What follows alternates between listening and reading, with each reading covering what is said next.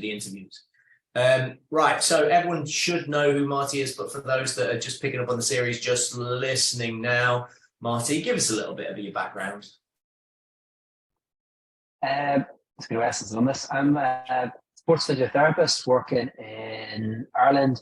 I work between private practice and a sports physio clinic, and then I one of the physios with the Tyrone GA team. It's the native game in Ireland, and background in Olympic sports with Ireland, the 2016 Olympics. So I worked across a number of Olympic disciplines there, working out of our institute in Belfast for about 8 years, and now kind of back home working in my own clinic and working with my sort of team that I've grown up supporting. Awesome. So just for reference of that, if you don't know who Tyrone are, they are current champions or previous champions, aren't they? 2021 champions, yeah. So we had a brilliant season 2021 coming out of COVID, and then we had a terrible season last year. We were branded the worst ever champion. Wow. So we were knocked out at the earliest possible stage. So, and it's just getting interesting now. We're coming down to the latter stages of the season now. So we'll see how we've bounced back or not, as the case may be. That'd be awesome. So the topic is for the series is the epidemic of ACL injuries in women's sport, in women's football primarily, but women's sport. What is your experience with ACL injuries, and what is your experience with ACL injuries in women?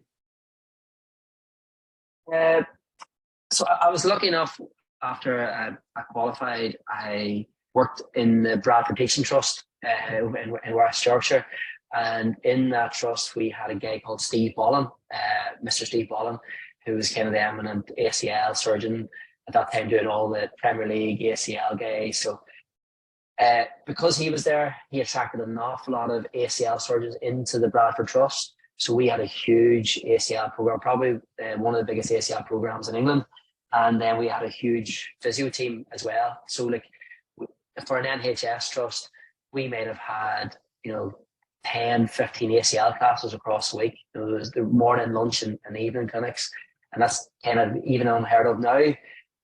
And you're working in like a proper rehab gym. And this is back 2004, 2005. So working with ACL there for about 20 years. So back then we were really aggressive, and we were pushing. Everybody had to be back in 6 months. If you didn't have somebody back in 6 months, you had Steve Bollan knocking on your door going, "What have you done wrong?" Because he should be good to go, or she should be good to go. So then I came home, and the private practices I've been working in since, including my own, we've always had a very strong ACL program. So in my clinic, we run probably the largest ACL program outside of Dublin. So we've probably got about 50 ACL clients at any one time. So that's everybody from you being 1 or 2 days post-op to maybe guys or girls who are 12 months post-op, are already back but come to us for some maintenance work. So we see them right the whole way through the spectrum. And so yeah, we get a lot of throughput of ACLs. So I'd like to think our team are pretty good at dealing with it. It should be our bread and butter, because we do get an awful lot. Gaelic games, we definitely get our fair share of ACLs. We have a huge physical demanding game. We cover a lot of meters, and we have multi-directional sport. So all our guys, it's like basketball, it's up and down the pitch. So we have a lot of 90-degree to 180-degree cuts, and that you can imagine then the ACL risk based on how our guys get around the pitch. So unlike rugby, you've got the contact element, but it's a pretty linear sport, back and forward. We have a lot more rotational work in our game over and guys and girls going at very high speeds, because our pitch is huge compared to football. So they hit max. They would hit their max speed more regularly in matches compared to, well, they would have relatively upper echelons of their max speed probably more regularly than what would happen in in a football match where it might be a recovery run from a centre back running back, trying to get a cover and tackling, run 50, 60 yards. That might happen maybe once every 10 games. Our guys are exposed to these really high speed runs a lot more regularly based on the demands of our game. So because we're hitting very high speeds, we then also have very, very high intensity decelerations in multiple directions. So you couple that with a game which, like football and globally, the female participation rate is growing massively. So we add all those things up, and it's a perfect storm for an epidemic of ACLs. And we were talking about female ACLs in particular tonight, and I was just thinking before the podcast started, when I started working in ACLs, like say in Bradford, we might have had 12 people in any class, maybe one girl in there. And whenever I started working back home here, we might have been looking after 15, 20 ACLs in the clinic I worked in first of all when I moved home back in 2006, 2007. And again, one or two girls in that ACL program. Now our girls could make up 40, 50% of our ACL class. Yeah, what would you put that down to? Participation. And when you look at the research, the limitation of the research is that sport's growing so fast. We didn't have enough numbers a generation ago to have really good data, because we didn't have enough playing population to draw out big common trends.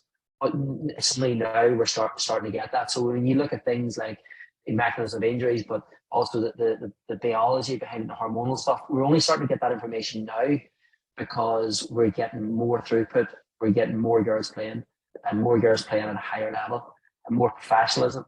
So the research is evolving, but it's due to the explosion of competitive female sport over the last sort of 2 generations. That's interesting. So it's actually going to go down a little alleyway I wasn't expecting, but you mentioned that GAA has bigger pitches than football, and then rugby. So my belief is that women tend to be between 15 and 30% smaller than men. Women's footballers tend to be 30% smaller than male footballers, but the pitches are the same size. So if the pitches are the same size in GAA, but the pitch is how much, 30% bigger than a football pitch?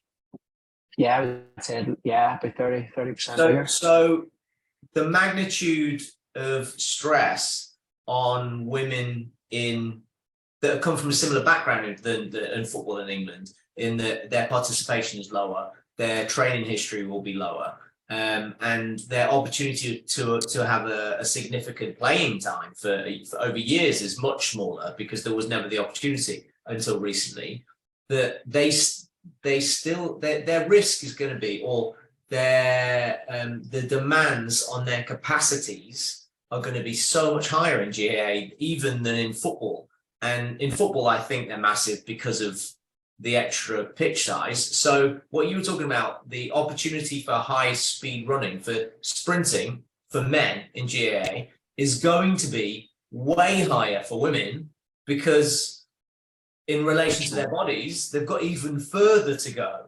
So they're going to be playing with their hair on fire, for a bad analogy. Would that increase the risk, given that what you were saying about high intensity speed needs high intensity deceleration, which is we can talk about the mechanism for ACL tear, but it tends to be from a braking perspective. So if they're running faster for longer and more times during a game, that means they have to brake harder more times during a game. Does that increase their risk of ACL, doing an ACL? Yeah, because if you're asking somebody to run faster run longer over a bigger pitch, and the big thing, the big difference between women's Gaelic football and men's Gaelic football is they have a stadium clock that's not in control of the referee, so the fourth official stops and starts the clock. So the ball in play time for the women's game is much higher. Wow.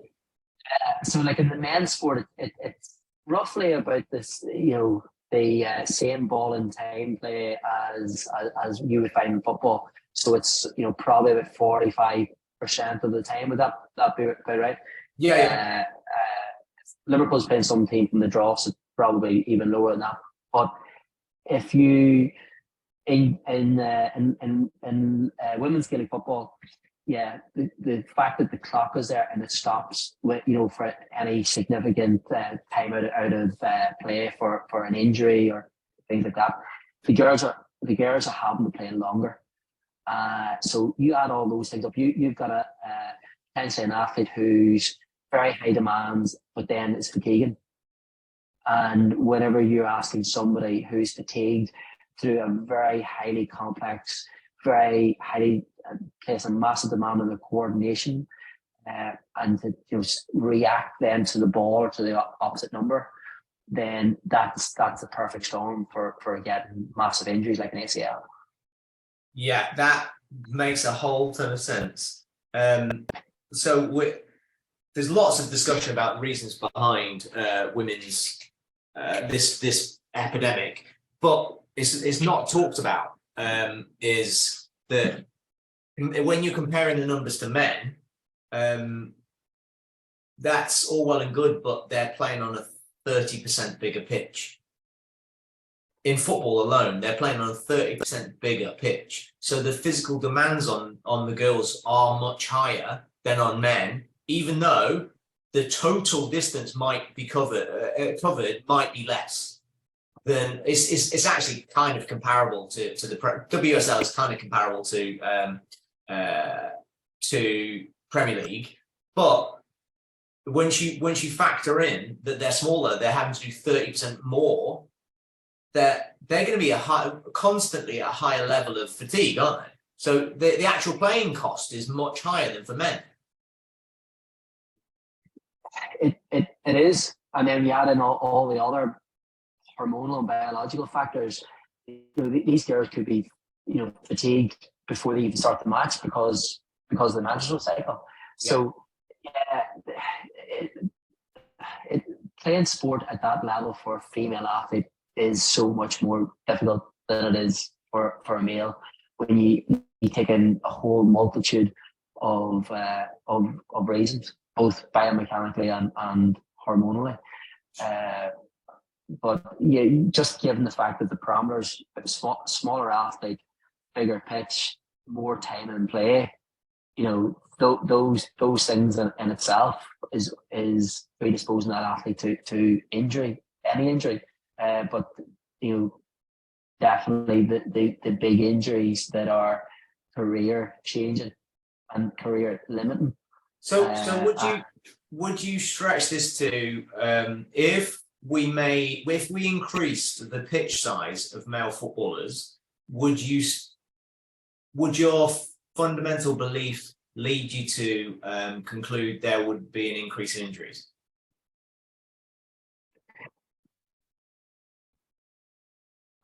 Different types. So if you increase the pitch size, you are increasing the max speed demands. Like you will hit their speeds because you're sprinting longer distances, but you will have less changes of direction, and so if you're in training, most people are aware of small sided game, medium sized games, and large sided games. So we know when we go to large sided games on a full size pitch, we hit higher speeds. But whenever we play 5-a-side on a small pitch, we don't hit anywhere near the same speeds, but we have much more decelerations and changes of direction. So you make the pitch bigger, you get them to run at faster speeds, but you're probably going to reduce the amount of change of direction on that size of pitch as well. So you're robbing Peter to pay Paul. It's not just as easy as saying bigger pitch, more injuries. Whenever you manipulate the amount of players on any size of playing pitch, you're changing the parameters sometimes in a good way and sometimes in a negative way in terms of increasing. But you're probably going to increase the fatigue. Well, you're definitely going to increase the fatigue. Right, yeah. That makes sense. And it's definitely something I'd never really thought about. Can you talk us through quickly the mechanisms of injury, but then give us the three things that you believe are women's biggest risk factors right now in women's football in England. Okay. So the mechanisms of injury, you want that first? Yeah. So the mechanism of injury is always going to be a deceleration. That could be a deceleration in a number of ways. So if you imagine you're sprinting up to a certain point and you stop and you change direction and you come back the way you've just ran, that's a 180-degree cut. So you've changed direction 180 degrees. If you do that, or even you increase that to say a 210-degree cut, where you've run up to the point you've cut, not just turned back on yourself, but you've turned back on yourself to maybe 30 degrees more. So if you imagine you're running from the center circle right to the edge of the box, right down the middle of the pitch, but you stop and then you run and cut back out towards the wing. So that's like a more than a 180-degree cut. Doing things like that with those high angles, that's a significantly more dangerous change of direction than say you just go up and curve your run maybe 20-30 degrees. So but every time you change a direction, there's usually some form of deceleration.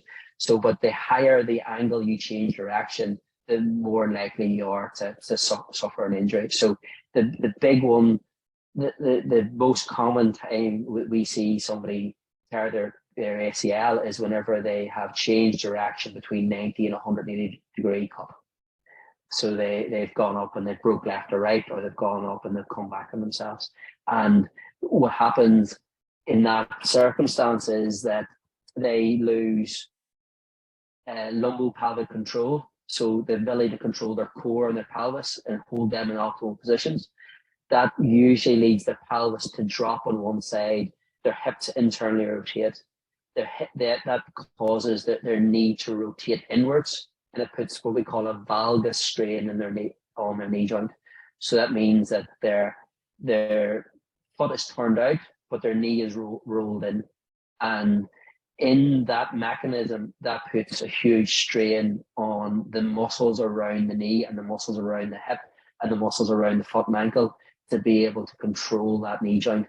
And if that moment happens too fast with too much force, and your muscles can't react quick enough and strong enough to prevent that knee rolling in, the knee rolls so far in, then an injury, a soft tissue injury will occur at the knee. And one of those, and the most extreme of those being, you will tear your ACL. So that can be accompanied by tearing of the MCL, tearing of the meniscus or the cartilage in the knee. But the big one in terms of severity is whenever that happens to the extreme and they tear their ACL. So, for the older listeners, that's the mechanism that Michael Owen did at the Euros whenever he done his ACL.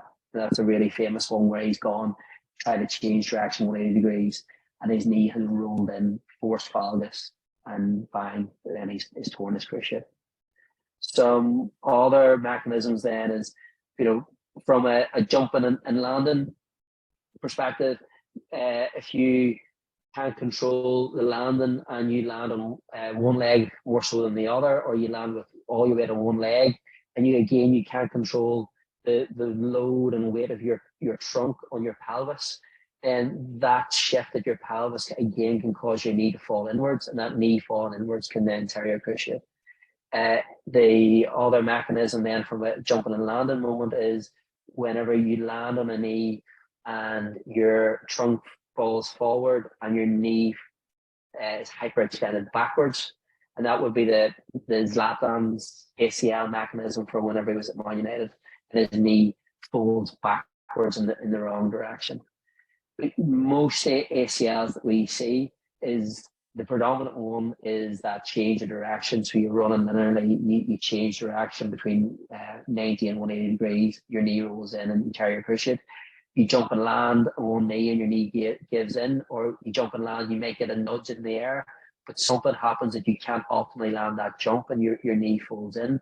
And then the third one is something happens, you're trying to decelerate, either landing or decelerating from running in a linear fashion, and you can't control it at your trunk, and your knee flex back and you hyperextend your knee and tear your cruciate. So those would be the big three, but the first one to describe would definitely be the most common. Yeah, that makes a lot of sense, and you tell me stuff I don't know all the time, and I know about this stuff, so it's always fascinating. You have as much experience this year as me. Yeah. So actually, instead of you talking about potential causes for this stuff, right? Can you talk me through specifics of physiotherapy for this? So, like, first of all, what would be the immediate response from a physio once you see the potential of this having occurred on a pitch in real time? If you see the potential of this happen on the pitch, the first thing to do is remove the player from the pitch. And you would be surprised how many times a player is left on the pitch after they've done their ACL, especially if it's their second ACL, because we'll talk about it in a bit, but whenever you have your ACL reconstructed, it's reconstructed with using your hamstring and groin tendons or your patella tendon.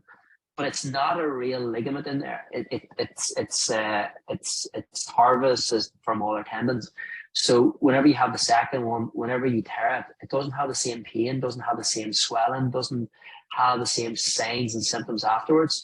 So you just feel your knees moved, and you could get up and shake it off and go, well, I'll try to play on. But then the next time you go to turn because your cruciate's not there, you're down again. And it feels weird. Is the thing I've heard a lot. It just feels weird. Yeah. So, but if this is the first time when we're talking about, the main thing is to move, be able to recognize the mechanism of injury and the potential severity of the injury, and to act in the best interest of that player and to remove that player from the pitch. The majority of the time, that's a really simple decision to make, because the player's in agony and they've had really severe pain, and it's a fairly you're not going to be trying to get some free spray or some water on that knee and try to get the player back on. Most people know that they're going to have to come off.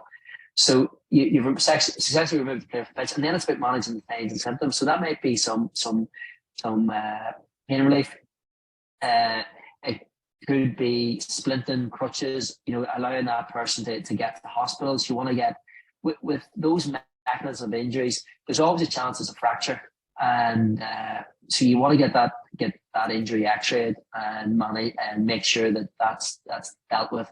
The vast majority of the time, there's not a fracture there, but we are seeing an increase in trend of more tibial plateau fractures with ACL injuries. Maybe that's the guys are bigger and stronger, they're twisting and turning with more force, but we are seeing more bony injuries along with the other thing is that the MRI scanners are better now and more sensitive, and we're picking up these fractures more, but that's a trend that we're seeing more bony injuries. So you want to make sure that the person's being x-rayed. Then you're sending them home. They're staying off their feet. They're maybe on crutches. You might then see them, if it's a professional setting, you might see them in the training ground a couple of days later, or you're seeing them in clinic a couple of days later. And at that point, when things have settled, you're doing some orthopedic testing that test out your hypotheses that this person potentially severed their cruciate. There's some really clear clinical tests that you do that have very high specificity and sensitivity. So when you've done them, you pretty much know that this person has done their cruciate, but you would get an MRI scan to confirm that diagnosis. So most sports physios. I was going to say, can I quickly jump in there? Have you noticed any difference when you're doing the clinical tests, the ones that are very obvious? So from what my experience would be, over 85%. If it looks like a positive ACL tear, it's a positive ACL tear through laxity in the knee, whatever. Do you see a difference in those ratios for men and women? Is it less accurate with women? I would say it's probably more accurate for women, because the in my experience, if you're dealing with a very large male player, they can have really massive hamstring tone. And so whenever you go to lift the tibia and pull it forward to test the ACL, the hamstrings can kick in and pull back against you, and then you can't get a good enough test on it. But we could have some girls with brilliant hamstrings and professional female rugby players and such, but it tends to be the really big male players that you struggle with, and not so much the females. But the Lachlan's pretty conclusive. Then you're sending for an MRI, but they are the ones where they've partially torn their cruciate, and you know that they've done something, but you still feel an Enfield. Still something's there, but you want to know, is there enough there? It's going to be robust enough to allow this person to go back to sport. So you get the MRI scan from there. They're sent on to the surgeon to probably, if they're at a high level of sport, they're going to need to be able to have that surgery to be able to return to sport. The physios are not split, but there's probably a minority within sports medicine and physio that believe that you can rehab somebody successfully to get back to high level sport in a pivoting sport like football or any football variation, be that rugby. I literally just wrote that down as a question. But I had never seen any evidence of anybody being able to do that long term and do that successfully. And there's a paper published last year, but when you dig into what the actual success rate of that was and how long these people lasted, it wouldn't leave you as optimistic as the headlines would have you believe. So anybody I work with goes for surgery. I wouldn't take a chance with anybody's career and say, like, let's rehab this for X amount of months and hope for the best. When it's difficult enough to get back from surgery, but the chances of you making it back to high level sport after surgery are much better than taking a chance with conservative management. And careers are so short, they wouldn't be taking a risk on it. Couple of quick things here. So, go on. But I said, during that whole time where you're taking the person from diagnosis right through to boarding them for surgery, as soon as it's physically possible, you're getting that limb as strong as you possibly can. Because as soon as the injury has occurred, they've got pain, they've got swelling, the muscle will deteriorate. They will start to lose quadricep bulk very, very quickly. Your quads don't like working in the presence of pain or swelling, and you're going to get a lot of pain and a lot of swelling with an ACL injury. So you need to keep that muscle on in any way you can. So you might use neuromuscular stimulation. So most people have seen that with Ronaldo advertising the 6-pack abs where he gets electrodes on his abs. But what they're really used for is stimulating your quads, calves, hamstrings after injury like this. Once the knee is settled down and it isn't as painful, isn't as swollen, you're getting the person back into the gym and you're trying to pack on as much muscle and as much strength as you can before they go for surgery. And even at the top clubs in the world, these guys aren't going for surgery immediately unless it's an emergency.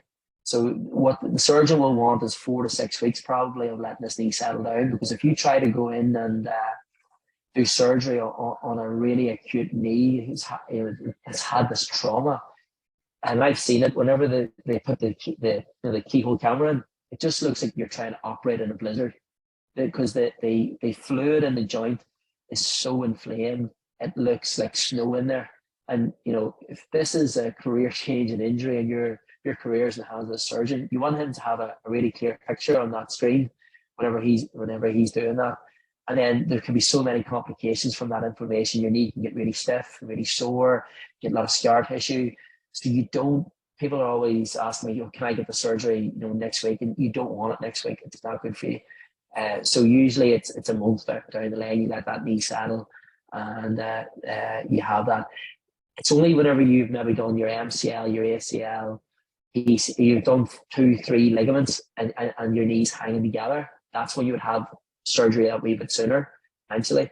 But usually now we brace them, we put a splint on their knee and try to get everything else to heal up a wee bit better and then do the ACL down the line.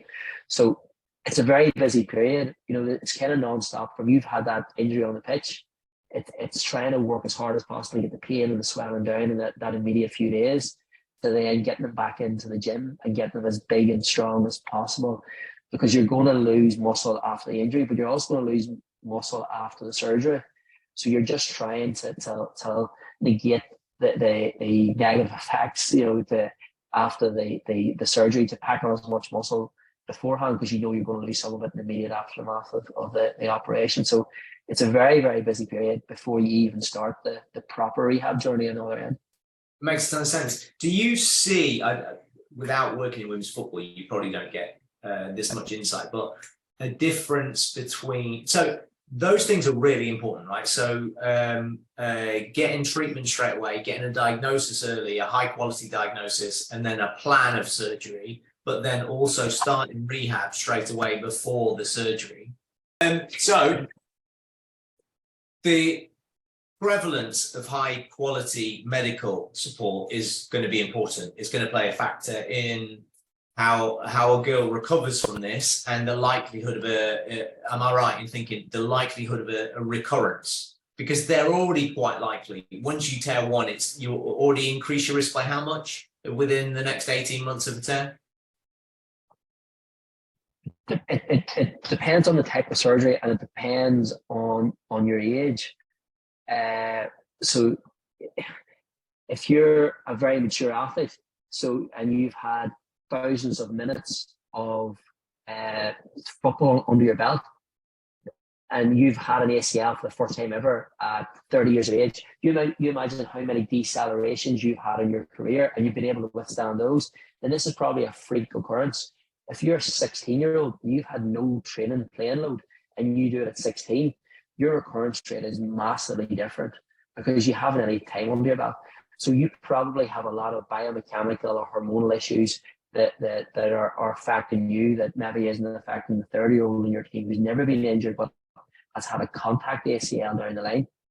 So it depends is the answer, but you're really susceptible to having a reoccurrence either on the affected leg and on the unaffected leg, because for a number of reasons. Again, it could be genetics, could be the shape and anatomy of the bones in your knee, it could be the thickness of your ACL, it could be the angle at which your ACL goes in, it could be how much collagen is in your tissue, so that's the scaffolding that makes us all.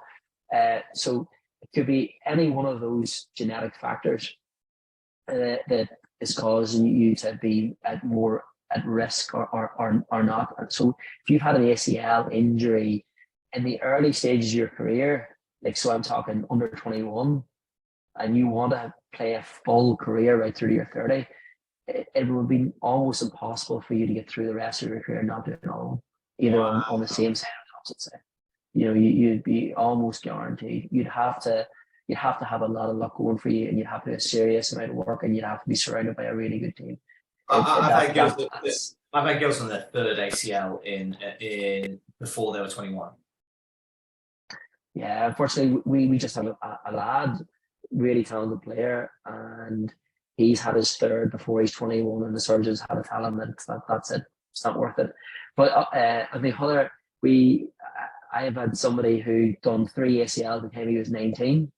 I took up MMA, and now he's Cage Warriors world champion, and is going to UFC. That's great. Going to UFC.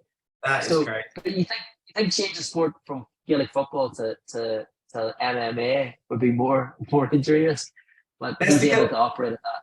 That is crazy. So, but that actually, by going off another tangent, that is that there are unique challenges to ACLs from field sports, from chaos-based field sports than kickboxing. It's just different, and one has a greater risk of one type of injury, one has a greater risk of another type of injury. That's all. But with staying in field sports with women, one of the things I was trying to get down to really is the quality of medical provision available to men versus women. So does that matter? Would that matter from an injury diagnosis perspective in relation to how well that player recovers? But would it also matter for 2 other reasons? Can other injuries increase? So if you've got a history of other injuries, is there anything that can increase your likelihood? No, not likelihood. Increase the risk, the chances of you getting ACLs further down the line, and is higher quality medical physio advice, but then also going down into a training plan advice, could that before you tear ACL reduce your risks of that? Because boys get that stuff from an early age. There's a pitch side physio with 9-year-old academy boys, and there's no pitch side physio with first team women outside of the WSL. Yeah, and so first of all, the quality of your medical and science team around you is hugely important.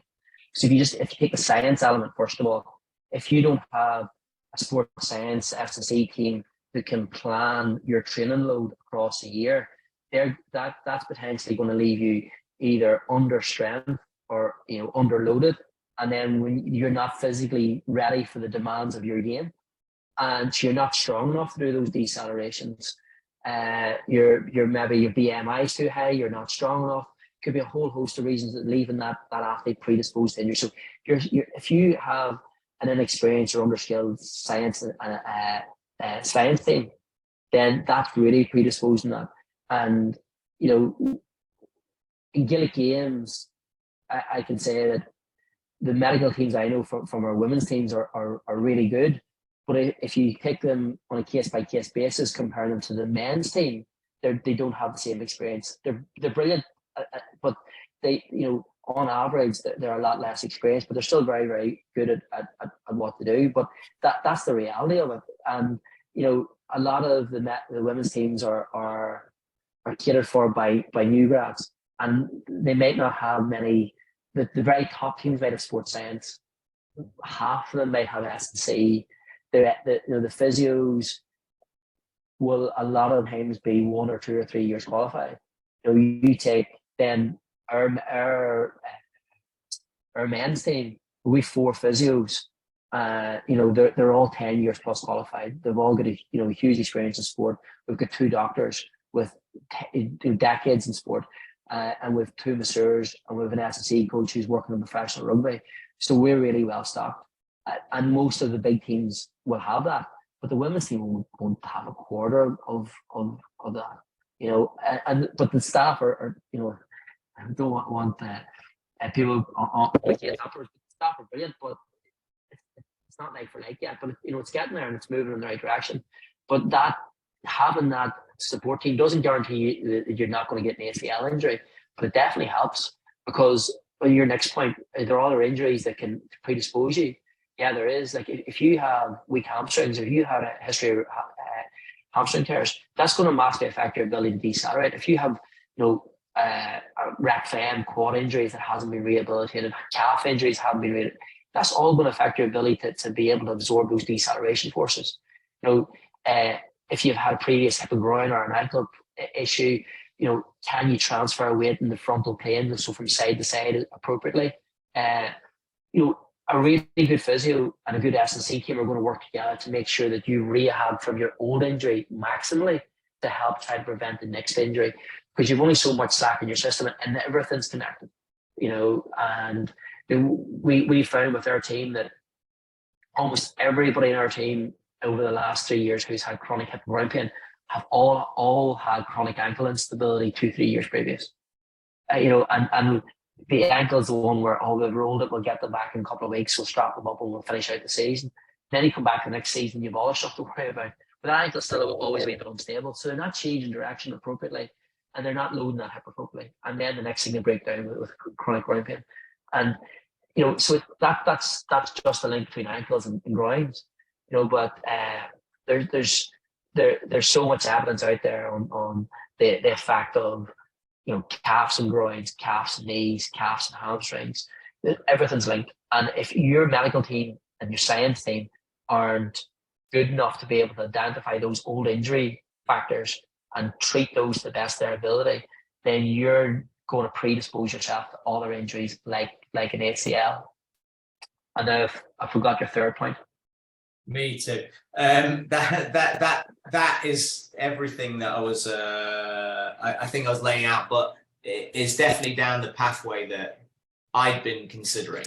The way football works, and mostly all sports, is that the grad sports science, the grad physio, the grad sports therapist, whatever, they start out in traditionally. When we're talking traditionally here, sports science has really been only in football for 10 or 15 years. They traditionally would, if the club could afford it, get you on a part-time hours working with the youngest kids. And then over your experience next year, you might get promoted to some older kids, up until the most experienced people work with the men's first team. And so you're always getting the inexperienced people working with it's a bugbear of mine anyway, but of a different reason, but always working with the younger players. But that has been replaced in the last 3 years with, underneath the working with 6-year-olds is women. So it's easy to get a part-time job in women's football. And so you're working with the least experienced S&Cs, the least experienced. You don't even get physios in women's football outside of the top 6 of the WSL. It's sports therapists. You're getting graduate sports therapists and even undergraduate sports therapists that are working as the pitch side physio with the first team of pretty much every team outside of the top 6 in WSL, but definitely tier 2 downwards. They are graduate or undergraduate sports therapists. Having that inexperience leads them, in my experience, to see. We've had conversations about some of my girls before that get sent to the physio and get diagnosed with, she's got a torn ACL, she's got a broken leg, she needs to go to the hospital, when both of them just had abrasions. And conversely, I've seen an ACL tear get diagnosed as a pulled calf. And there's only so much blame you can attribute to these practitioners, young practitioners, but an issue for women's sport, in my opinion, is that they're getting the youngest, least experienced versions of these very highly skilled positions. So that's an added layer to all of these other things that supposedly are causing injuries. And we've heard Paddy Roach and Des Ryan speak many times about, you should, if you're getting to work in academy football, you shouldn't see it as a stepping stone to the first team. That should be your career choice. I want to be the best youth coach I can be, and this is my dream job. This isn't a stepping stone. And I've been there. I was 2004 working for Huddersfield Town, and I was just graduated, and I was the only physio in the academy. And we were in administration. I'm just out, and I have nobody to tell ask for advice. But so it is the least experienced people doing these jobs. I know, as you say, you've got women underneath that, but women in sport and women's ACLs and everything to do with is such a specialised area that needs to be a career path of its own. We need physios who want to see, my dream job is working as the head physio at a WSL team or the ladies inter-county team. They don't want to see it. If I get in there, I'll maybe get in with the under 18 boys, and then I'll get in with the first team. That is the journey for people that don't understand. That is the journey. You can get to work for Man United women, and then it might get you a job working for Aston Villa's under 18s. Yeah, but then we need to pay these positions well enough that that you see this as lucrative enough. This could be your dream job. But the stuff, how to prevent ACLs in women's sport is so complicated that these new graduates working in these positions, they need support from very experienced practitioners to be able to do their job effectively. This stuff is not easy, and we haven't. It's for a different podcast talking about the hormonal factors. But you need to have a full grasp of that. How many new grad S&Cs working in women's football could tell you anything about the menstrual cycle, or the fact it has in sport or training or predisposition to injury? Or I'd go a layer above that. How many grad SSEs, which are predominantly male, but even the girls, how many of them feel comfortable enough around girl footballers, teenage girl footballers, to have the conversation in the first place, even if they know all about it? How many? I've sat in rooms with these coaches, and they're like, girls don't talk about it. I'm like, well, actually, girls talk about it to me all the time, and I'm old. I'm an old bald dude. Like, it's a level of coaching, but it comes from a level of confidence you have from being good at your job for a long period of time. Yeah, and my physio patients talk about it to me all the time.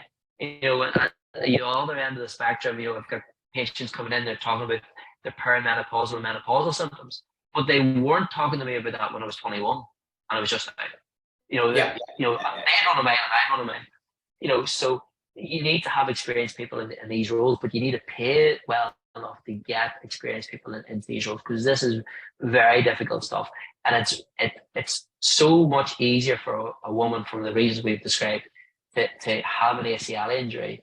And we've got some figures in our sport, it's so much harder to get back from. When a woman has an ACL injury, their chances of getting back are I think in our sport, it's 5 times more difficult to get back to the highest level than it is for a male. And there's issues there around our medical insurance, loss of earnings, because we're in an amateur sport, so these guys have full-time jobs, and they don't have the support that maybe our male players have, because there's been examples of our male players doing an ACL, and some of the teams will just say to their employer, how much will it cost you for us to replace that person in that job for the next 9 months so he can come and rehab full-time as a pro? That never happened in female sport. That's just not going to happen. But it has happened in male sport. And so there's a lot more support, unfortunately, placed around our male players than our female players, and it makes it much more difficult, much easier for them to get the injury and much harder for them to get back from injury. Perfect. For a whole injury the anatomy. That's pretty much what I wanted to talk to you about. You nailed it perfectly. We could really talk about this for the next 6 hours, going down hormone, nutrition, training history, the biomechanics of it all. But there is, without doubt, a support deficit around women's sport in comparison to men's. And does the support play a role in injury prevention as well as performance? I certainly believe so, and it seems to me very much that you do too. Yeah, totally. And the thing about our sport is, at the minute, we're totally separate organizations. We play in the same places, we train in the same places, but the actual governing bodies are separate. And we're at this point minute where we're merging, and we're going through an amalgamation phase. And that's very, very difficult. You have the people in the top jobs, and there's only one top job, and at the minute we have 4 people in 4 different organizations, or three people in 3 different organizations. So nobody wants to give an inch, but when that amalgamation happens, hopefully the good things that the men get will be there for the women, and that goes in terms of service provision, both and also support, financial support, social support, everything else that goes with it. You imagine you're the best player in the male team, everybody wants to help. Everybody wants to help you get back, and unfortunately, it's just not there for female athletes. A simple example for that is our best. I'm talking our ambiguously here, but our best player in the first team, she had heart issue last year in April, and she got there was nobody at the club. She didn't get any diagnosis from club doctors or any discussions with club doctors, any support other than the sports therapist, and kind of the manager touched base with her. She was kind of allowed to come around a little bit, but basically everyone was so scared that she was going to have a heart attack because she had a heart problem without understanding what it was. And it took from April last year to April this year for the NHS to go, oh no, she's fine. and by which stage the club have decided that she can't play this year at all. So just come back for next season. And she's literally the women's best player, and that's how little support any of our players get. Yeah, but you tell that same story, but that's the male player at your club, the best player in the club. That's sorted out in a couple of weeks. Yeah, 100%. Yeah, they have an echo. They'll have an MRI if necessary, and it'll all be done within 2 weeks.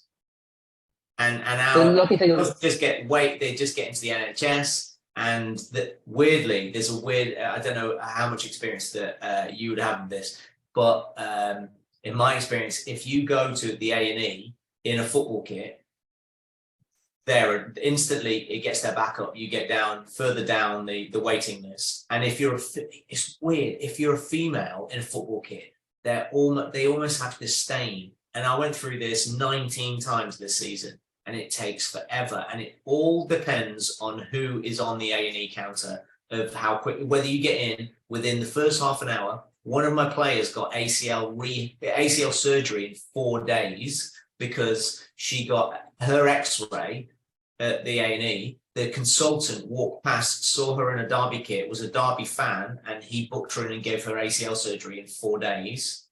And then I have others that are sat waiting 20 hours for an X-ray on wrist. That's mad. Well, the one thing we're lucky with is that all of our players have, I think it's a €5,000 budget. So whether it's Camogie, which is our the female version of hurling, men's football and hurling, or ladies Gaelic football.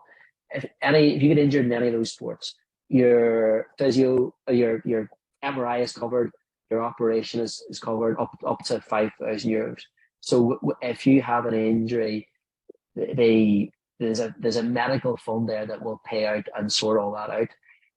You just need to get yourself in front of the right physio or the right doctor to have it all clearly packed out. So we don't have our top players, even at a club level, at a local club level. Our players aren't waiting on the NHS. They all go privately because the money's there.